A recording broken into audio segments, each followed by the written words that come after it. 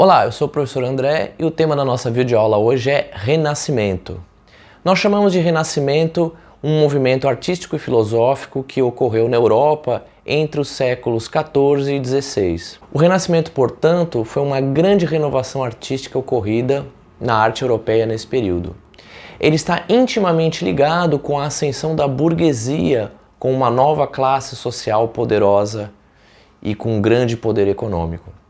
Portanto, o Renascimento e os seus artistas foram em grande parte financiados pelos burgueses. Então, nós não devemos esquecer de relacionar o renascimento cultural e artístico com o ressurgimento das cidades do comércio ao longo da crise do sistema feudal na Europa. Pois bem, por que o nome Renascimento?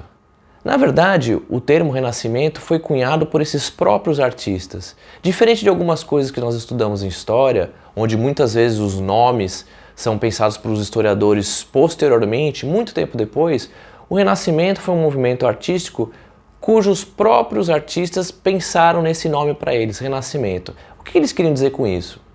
Para esses artistas do Renascimento, a arte medieval, extremamente marcada pela religião, era uma arte para eles medíocre, primitiva, simplista.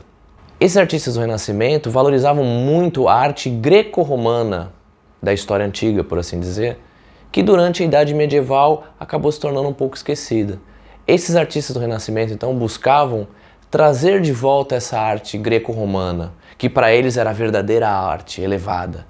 Então, para eles, ao trazer de novo essa arte greco-romana, eles estavam fazendo ressurgir a verdadeira arte.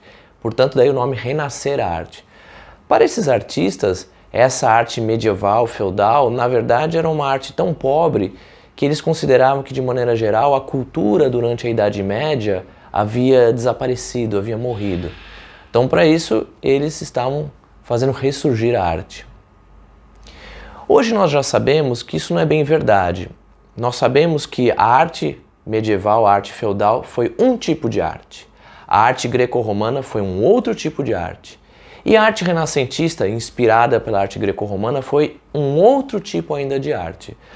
Os historiadores do século XIX, ao estudarem o Renascimento e ao estudarem a Idade Média, esses historiadores tinham um pouco de preconceito com a Idade Média. Então eles também embarcaram nessa ideia de que a Idade Média seria uma idade primitiva, atrasada. Obviamente que em alguns aspectos houve um retrocesso na Idade Média, mas nós temos que encarar a história de maneira crítica. Então, não vamos nos esquecer. Para os renascentistas, eles estavam fazendo renascer a arte. Mas, na verdade, o que eles estavam fazendo é criar um novo movimento artístico, uma nova forma de arte. Uma forma de arte que é dominante até os dias de hoje. Muito da arte que é produzida hoje em dia, ela sofre influências desses artistas do Renascimento. Além do campo propriamente dito da arte, outros campos da cultura humana, como as ciências, elas também foram muito influenciadas por esse período. Ao mesmo tempo que ocorre o renascimento artístico, ocorre também uma espécie de renascimento científico na Europa. O berço do Renascimento é considerado as cidades italianas, como Florença, Bolonha e Milão. Eram cidades que tinham um governo autônomo, eram repúblicas, que já não se encaixavam mais nesse padrão feudal. Eram cidades em que o comércio ressurgiu com muita força e a burguesia comercial, ou seja, os comerciantes, as pessoas que detinham o controle do comércio, haviam se enriquecido muito. São justamente esses comerciantes que vão financiar artistas que, porventura, vão ter uma nova visão sobre a arte. Esses artistas do Renascimento eram, portanto, artistas urbanos. E essa mudança de local, feudo, cidade, contribuiu para que esses artistas tivessem uma nova forma de visão. Esses burgueses são conhecidos na historiografia como mecenas. Eles praticavam um mecenato. Então, mecenas é aquela pessoa que, de alguma maneira, patrocina a arte. O que, na época, era uma maneira de ostentar a riqueza dessa burguesia comercial. Hoje, existem muitas maneiras de ostentação. Correntes de ouro, rodas de carro de ouro, celulares, televisores. Mas naquela época não havia nada disso. Uma forma de ostentar, de mostrar o seu poder, era justamente através do patrocínio das artes.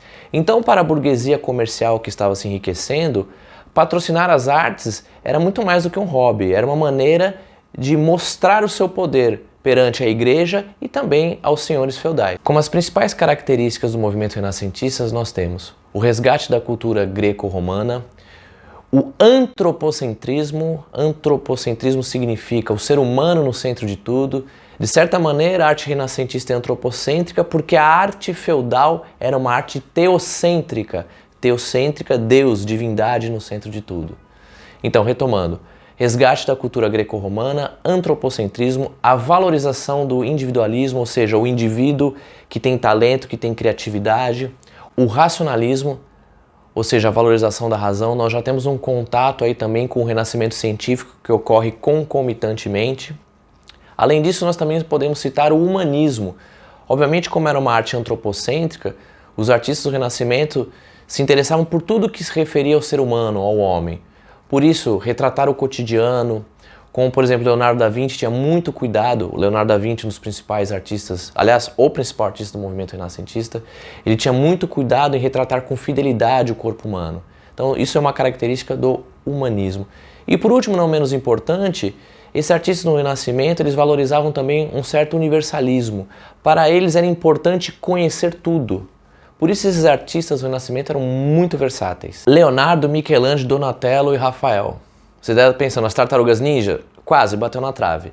Na verdade, as Tartarugas Ninjas foram batizadas pelo mestre Splinter com nomes que homenageavam os grandes artistas do Renascimento. Então, qualquer um não vai ter dificuldade em lembrar pelo menos 4 nomes de artistas famosos do Renascimento.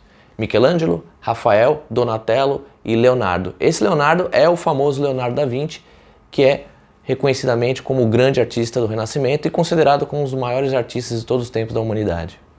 É importante nós termos em mente que os artistas do Renascimento não eram necessariamente ateus ou pessoas que não tinham religião ou que renegavam Deus. A maior parte deles eram religiosos, mas eles tinham um interesse em focar, em retratar o ser humano com realismo.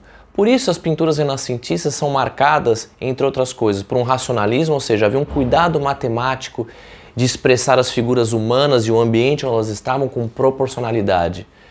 Então essas imagens, essas pinturas do Renascimento, elas são marcadas por um realismo muito grande, especialmente na escultura. As esculturas do Renascimento mostram a beleza do ser humano ao mesmo tempo que mostram o ser humano com um realismo, ou seja, a realidade do ser humano era valorizada, era reconhecida como perfeita ou pelo menos próxima da perfeição. Essa, de certa maneira, era uma forma de eles valorizarem o ser humano, de colocar o ser humano no centro das coisas. Daí o antropocentrismo. Gente, essa foi a nossa aula de Renascimento. Não esqueçam de fazer leitura do texto de apoio e de resolver as atividades da semana. Um bom isolamento a todos. Até mais!